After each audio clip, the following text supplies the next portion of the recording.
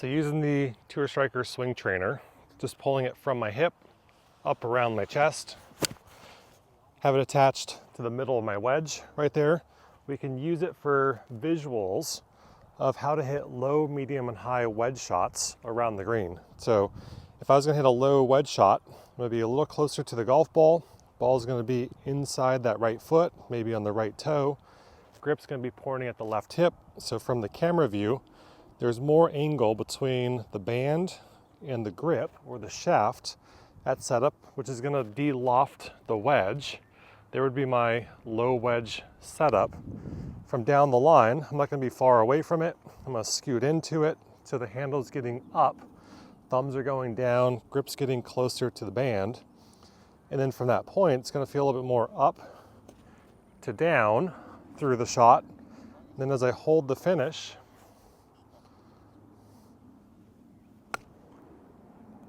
out there and I kind of turn to the camera or do another one, there'll be an angle between my hands and the band where I haven't let that thing release into the finish. So if we go to a mid shot, ball's gonna be more in the middle of the stance. Setup wise, grip slightly in front of the band.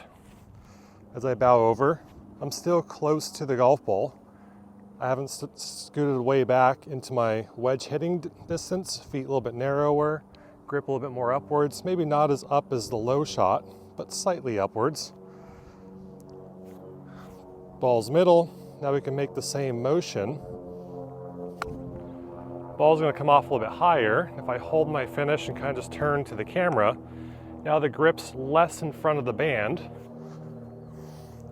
The grip's a little bit more pointing back at my belly button, where the lower shot, the grip's pointing more up my left arm or towards my hip, and I can see more angle between the band and the shaft. The neutral shot, a little bit more pointing into my belly, so the band and the shaft are a lot straighter or more in line. And then for the higher golf ball, we're gonna kind of brush the grass maybe a little bit before the golf ball, be a little bit more sweepy. Ball's gonna be up in the narrow stance. So when I play the ball up in the narrow stance, grip still pointing at that left hip. Now you can see the shaft looks a lot more neutral. There's gonna be more loft onto it. So that way when we let the club swing back to the golf ball, we're also gonna have a little bit of release with the club head, letting the club head overtake slightly. So now it looks like the grip, from my view, is a little bit more on the right side of the band. The low shot was on the left, stock shot kind of in the middle. So if we go ball a little bit forwards, grip still pointing at the left hip, we're gonna let the club swing up and through. As I turn, there's some extension in the left wrist, some bend in the left wrist, the right wrist has released. On the higher shot, I scooted back just a little bit from the golf ball so my swing can feel a little bit more round as opposed to something that's so up and down. You can also hit a high shot with the up and down